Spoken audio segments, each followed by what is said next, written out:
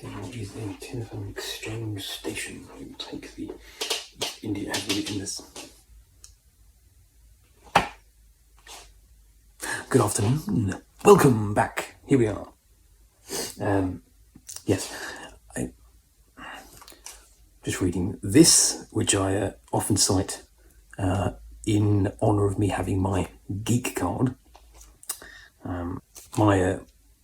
My best mate often says to me that I don't have one anymore, which to me seems painfully obvious that I do, but actually what he said kind of made sense to me more recently. I'll come to that in a second. He said it at an event that we frequent, haven't done it in a couple of years, finally managed to go back, which was the London Film and Comic Con. Usually at these events, I am looking for specifically, usually, Schwarzenegger-related people, Terminator-related people, and they're usually quite, someone obscure, someone I have interest in. It's perhaps not the headliner, maybe a little further down, not always. This time, there were 3 people that I wanted to see, and I'll get into that in a moment. But I will point out that I kind of get what he means because I have my geek card for very specific things. For Schwarzenegger, obviously, Terminator, Batman, Ghostbusters, the things I have connections to. But, if there's someone from Game of Thrones, Lord of the Rings, Marvel, no idea. So I get it. I don't have like a general pass for geekdom, but I think I'm there. I think I'm around the geek sphere. After all, who else has a book on London telephone exchanges from 1880 to 1912? And surely that counts for something. Okay, so this year's big 3 for me were Chuck Norris, obviously, but for me, Expendables 2, Dolph Lundgren, again, awesome. And I have met Dolph Lundgren before, very briefly at the Expendables 2 premiere, when I shook his hand. Awesome, but he was there. The biggie for me, which is a little weird, was Matt Smith. And the difficulty here is that he was the headliner, as you'd imagine. Everyone there was either Doctor Who or House of the Dragon fans.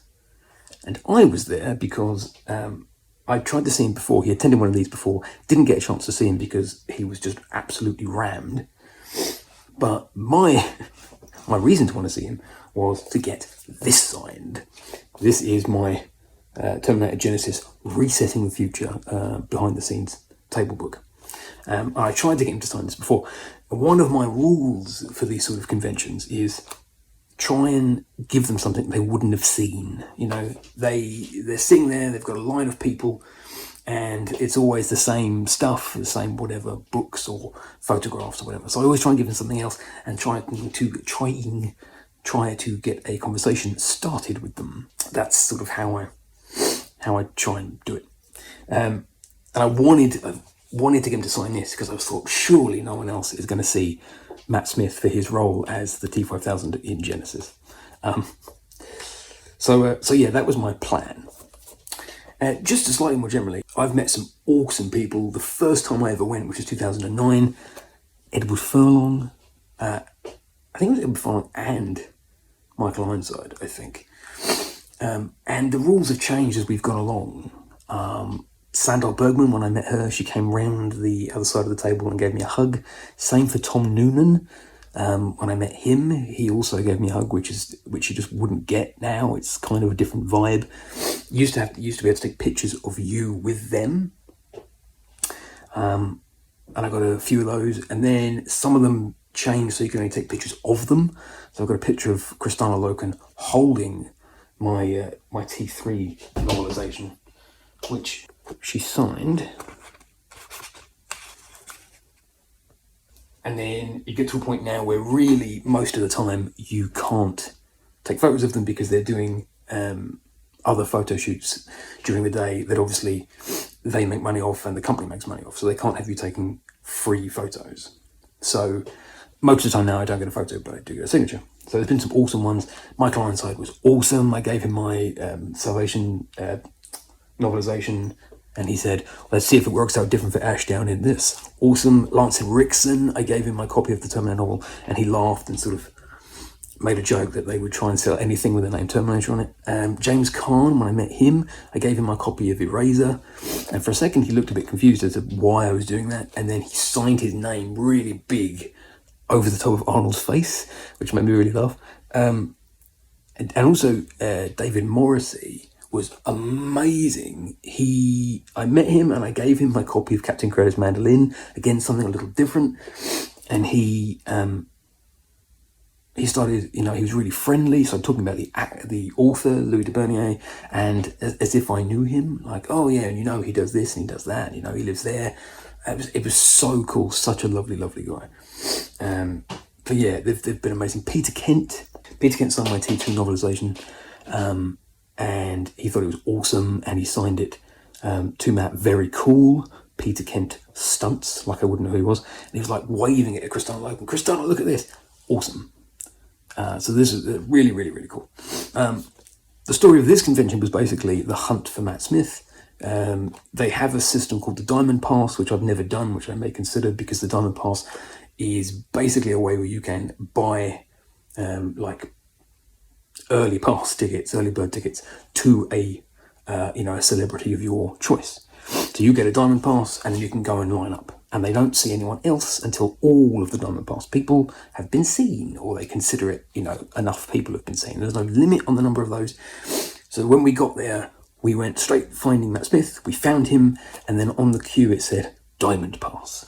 And that was it. For the rest of the day, we were going away. We'd come back every hour or 2 hours, and it would say Diamond Pass. And we'd go away, and that was how the day went. At some point, we got a little, like a ticket with a number on it, which I think was like 195, something like that. And then I went away, and we came back eventually after lunch, and it finally had numbers on it, which means Diamond Pass had all been done, awesome, but it was like 125, and I was like, for crying out loud. Luckily, I'd been back so many times, the guy who was looking after the queue went, go on. I was like, thank you. I didn't sneak into the queue, I went into the queue, paid, and got my autograph. Now, the issue was, Matt Smith's autograph was quite expensive, so I had to really budget what else I was going to get. So I did not get to see Dolph Lundgren. I did not get to see Chuck Norris, although they were either side of Matt Smith. So I saw them, which was cool, but I didn't get to get their signatures. But for me, Matt Smith was the main one. I missed him before, so this was cool. So gave him this. I was hoping for some comment about Terminator, this is new, something this is different. Not quite, which is a shame. I get it. The person that was with him, looking after him and sort of, checking what wanted to be signed and stuff, she said, this is the first Terminator we've had today. That was my goal. I was very happy with that. He didn't really take note of the book. He looked at it and he said, do you want me to write here? I would have happily said yes. I worry about having signatures on the front in case they fade or whatever. So I asked him to sign in the middle.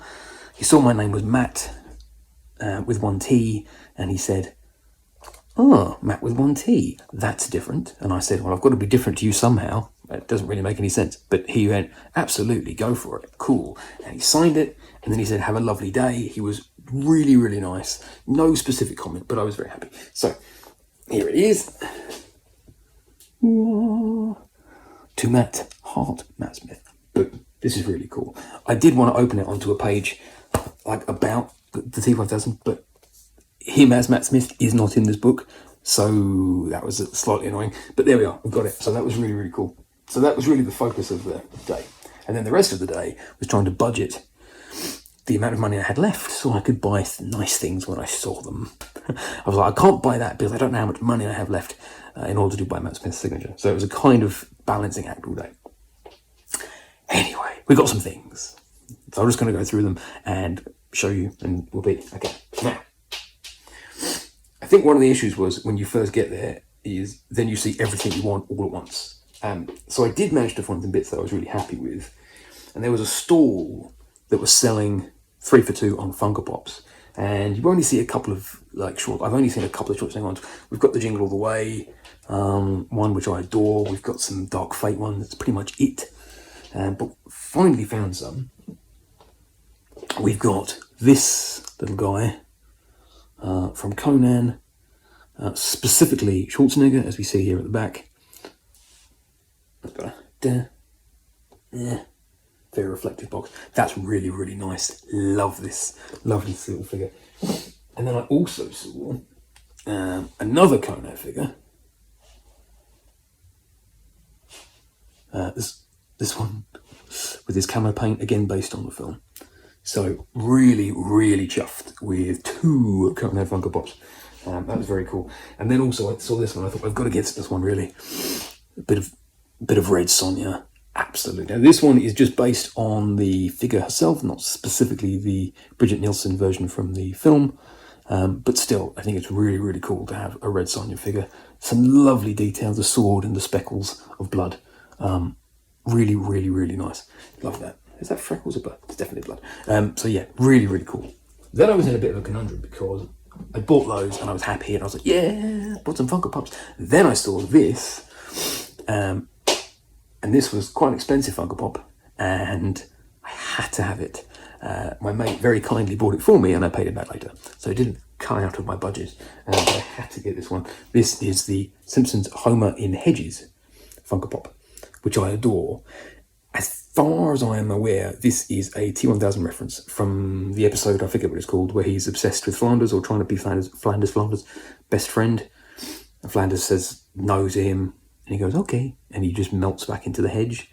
And there's a kind of T-1000 thing, because then he runs after Flanders, like the Pescadero. Why can't I say that today?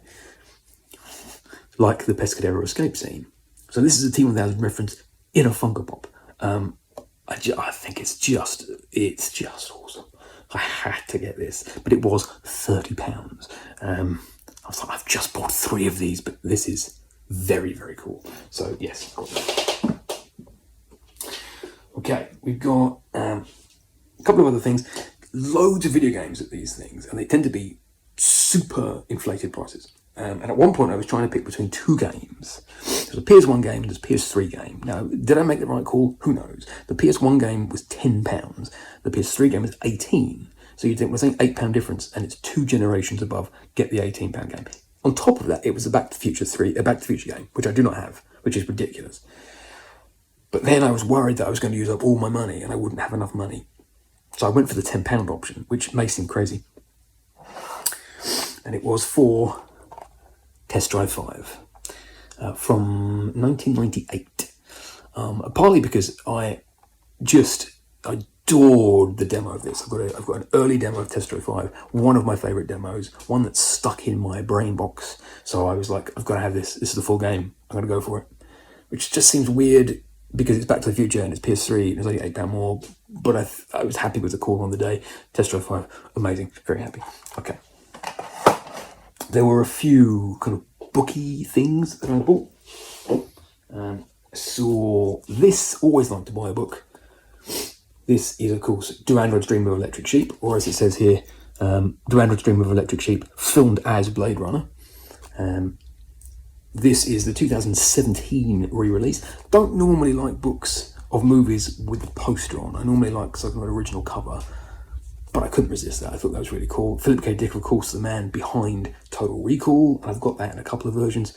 So I thought this was really nice. Boom, nice and simple. I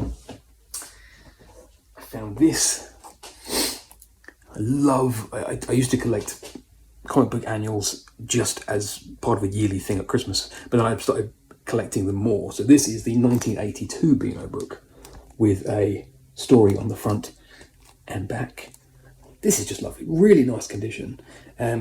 Plus, when I got back home and put it away, I realised this is the earliest Beano annual that I own. My others, I think my next one was like 96 or 93. I think 93 is my earliest, maybe. Not sure. So this is really, really early. So this was really cool. I like this a lot. And we've got things like Grandpa, which certainly didn't survive. Thunder Wonder. See, these are just...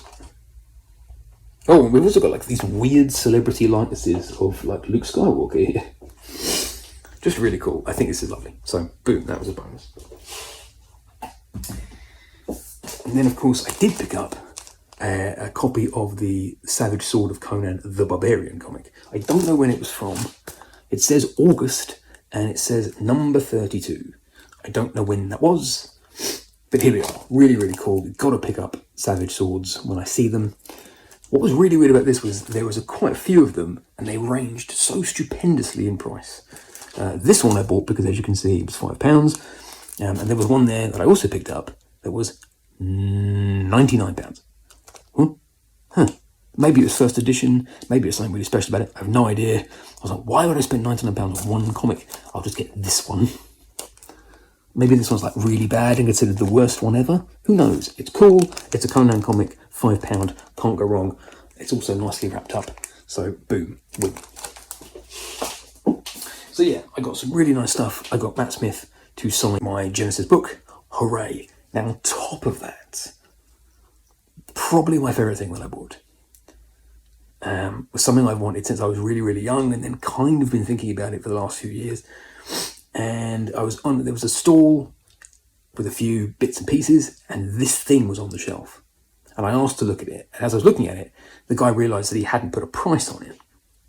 And he said that he'd sold a boxed one the day before for like £85. Now this wasn't in box, but as he demonstrated, it was in really, really good condition. I was actually quite happy it wasn't in box because it meant I could display it nicely. And the price he gave me was £15. And as the words came out of his mouth, I went, yes, I'll have that. Thank you. This was the thing I was really super happy with. It's in position on its shelf, so I won't move it. We shall visit it instead.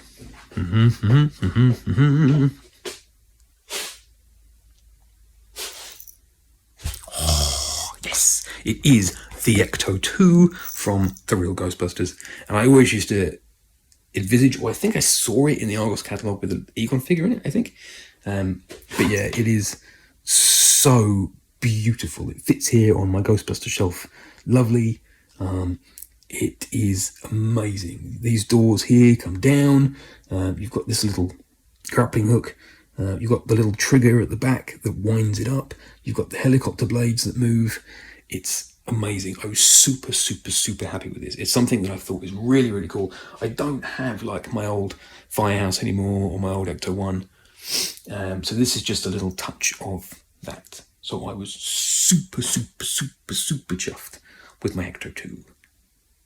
So yes, so there we are. Very, very pleased. Some really nice stuff. Finally got Matt Smith to sign my Terminator book. I had my copy of Expendables 2 on Blu-ray for Chuck Norris and my Expendables comic for Dolph Lundgren, but it just didn't work. And I was happy that I managed to get that. That was my main thing, and we got some really, really lovely stuff. So yes, there we are. Thank you for joining me on my London Film and Comic Con I haven't got any money, where's Matt Smith journey. And we'll see you next time.